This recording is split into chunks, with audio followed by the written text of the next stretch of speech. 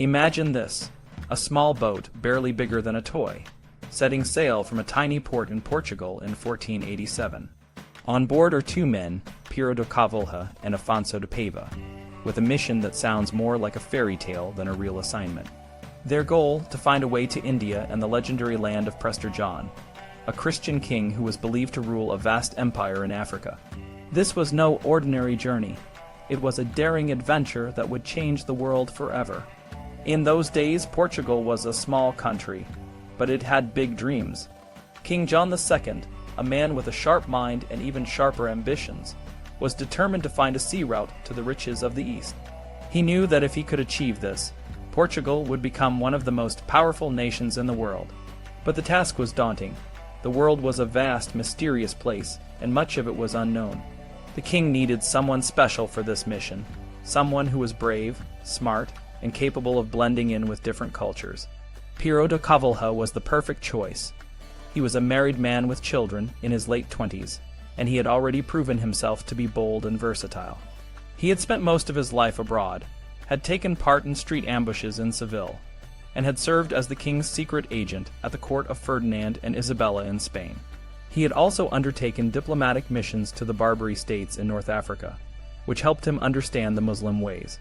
Covilhã was a man of many languages, known for his ability to speak the languages of Christians, Moors, and heathens. He was also a man of courage and decision, with a keen eye for detail and a remarkable memory. His companion, Affonso de Paiva, was a gentleman of the court, and while less is known about him, he too spoke Spanish and Arabic. Together, they were a formidable team, and the king had high hopes for their mission. Before they set off, Covilhã and Paiva had an audience with the king, and were briefed by his chaplain, physicians, and geographers. They were given plans drawn from information provided by Christopher Columbus, who had visited Portugal some time before with his own ideas about reaching the Indies. A Florentine banker in Lisbon gave them a letter of credit, which they used to draw on for expenses as they traveled through Spain and Italy. At Barcelona, they took a ship to Naples, then sailed to Rhodes, where the Knights Hospitallers of St. John of Jerusalem warned them about the dangers they would face in Muslim territory. They were told to dress and act like Muslim merchants, dealing in a cargo of honey to avoid suspicion.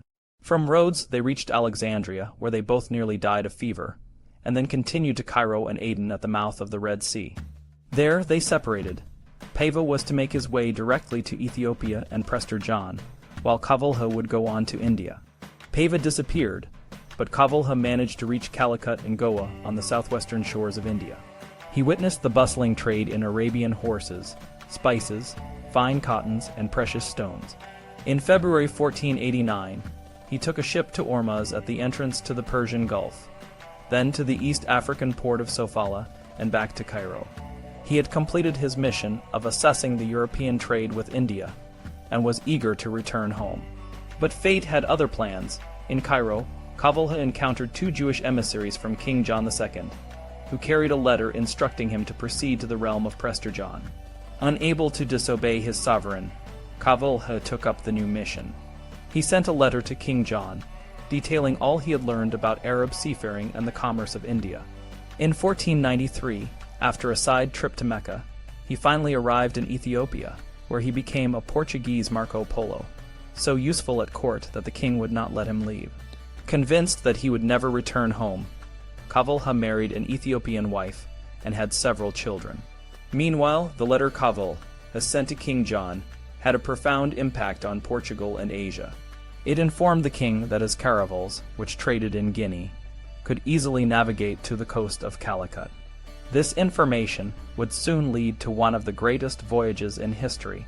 While Covilhã was on his mission, King John II was planning another expedition, this time by sea. He chose Bartholomeu Dias, a man who had superintended the royal warehouses in Lisbon and had experience navigating the African coast. Dias' expedition consisted of 2 caravels of 50 tons each and a store ship, a new addition that would enable the others to stay at sea longer and range farther. Dias carried with him 6 Africans who had been on earlier Portuguese voyages. They were well fed and dressed in European style, and were left at various points along the coast to show the natives what goods the Portuguese wanted. Dias' journey was filled with trials. After a storm that lasted 13 days, his ships were driven far from shore and southward into the open sea. The crew, who had just endured tropical heat at the equator, were now panicked by the cold seas. And as the ships were tiny, and the seas colder and not such as they were in the land of Guinea, they gave themselves up for dead. After the storm, Dias steered east, but saw no land for several days. Turning north, he suddenly viewed high mountains and anchored in Mossel Bay, about 230 miles east of what is now Cape Town. The natives tried to drive them off with stones, and Dias himself killed one of them with an arrow from his crossbow. He followed the coast, which now clearly ran to the northeast, for another 300 miles to the mouth of the Great Fish River and into Algoa Bay. Dias wanted to continue into the Indian Ocean, but his crew, weary and terrified, refused. They signed a sworn document declaring their decision to turn back. As they returned, they passed the stone marker they had set up, and Dias felt a deep sense of loss, knowing that they had come so far but could not reach their goal. On the way back, they returned to the supply ship, which they had left 9 months before with 9 men aboard. Only 3 were still alive, and one of them died of joy upon seeing his companions. The worm-eaten supply ship was unloaded and burned, and the 2 caravels made their way back to Portugal in December 1488, 16 months and 17 days after their departure. When Dias' weather-beaten caravels sailed into Lisbon harbor, Christopher Columbus was there, waiting to persuade King John II to support his own expedition to the Indies by sailing westward across the Atlantic. Dias' success was a setback for Columbus, as the eastward sea route to the Indies around Africa was now feasible. Columbus noted in the margin of his copy of Pierre Daly's Imago Mundi that he was present when Dias gave his report to the king. Columbus would have to seek support elsewhere. Dias was never properly rewarded by his sovereign, and became the forgotten man of Portugal's age of discovery.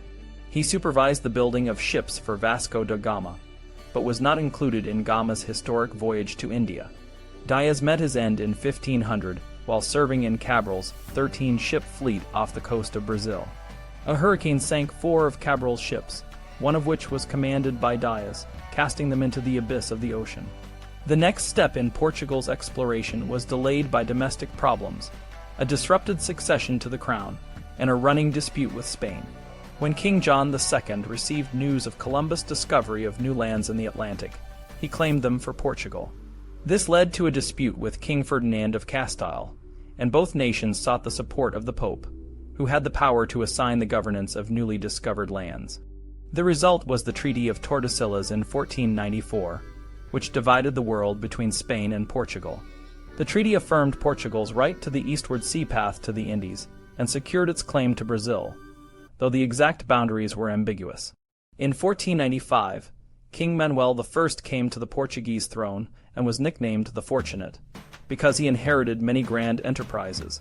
He set in motion a scheme to follow up Dias' discoveries with a new voyage of discovery that would take the sea route all the way to India, open the way for trade and possibly for conquest. Despite objections from his cautious advisors, King Manuel chose Vasco da Gama, a gentleman of his household, to lead the expedition. Gama was a sailor and diplomat, and the king foresaw that these skills would be crucial for dealing with Indian potentates. Gama's fleet of 4 vessels, 2 square-rigged ships, a caravel, and a storeship sailed from Lisbon on July 8, 1497. The ships carried provisions for 3 years and were well supplied with maps, astronomical instruments, and carved stone pillars to mark Portuguese claims. The crew numbered about 170, including a priest and convicts who could be used in dangerous situations.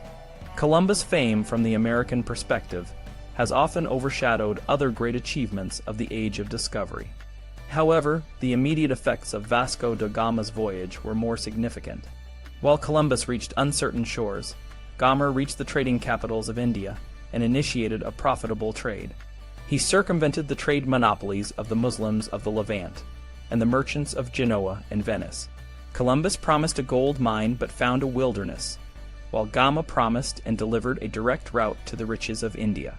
Gama's journey was a testament to his skill and determination. His course required subtle navigation, and he made the dangerous decision to swing around through the mid-Atlantic from the Cape Verde Islands to the Cape of Good Hope, a distance of more than 3,700 miles before reaching the Bay of St. Helena. From there, he faced the challenges of hostile Muslim rulers at Mozambique, Mombasa, and Malindi. Finally, at Malindi, he secured an Arab pilot who guided his fleet across the Arabian Sea to Calicut, his intended destination, on May 22, 1498. The first greeting Gama's fleet received in Calicut was a mix of surprise and curiosity. The convicts sent to the shore were taken to two Moors from Tunis who spoke Castilian and Genos. They asked what brought the Portuguese so far from home, and the convicts replied that they were seeking Christians and spices. The Moors were astonished and told the convicts that they owed great thanks to God for bringing them to a land of such riches. This encounter was a clear indication that the King of Portugal had acted none too soon. Gama's voyage was a monumental achievement, and while he did not leave detailed records, a member of his crew kept a journal that provides vivid insights into the journey. The perils of nature and the sea were the least of their worries, as the sea was empty of human enemies, and nature did not dissemble. The real challenges came from the lack of maps and the need to secure an Arab pilot who could guide them across the vast Arabian Sea. Gama's skill in navigation, managing his crew, and dealing with hostile rulers was crucial to the success of the mission. In the end, Gama's voyage to India marked the beginning of a new era of global trade and exploration. It opened up the riches of the East to Europe and changed the course of history. The journey of these brave men, from the tiny port in Portugal to the shores of India, is a testament to human courage, curiosity, and the unquenchable spirit of adventure.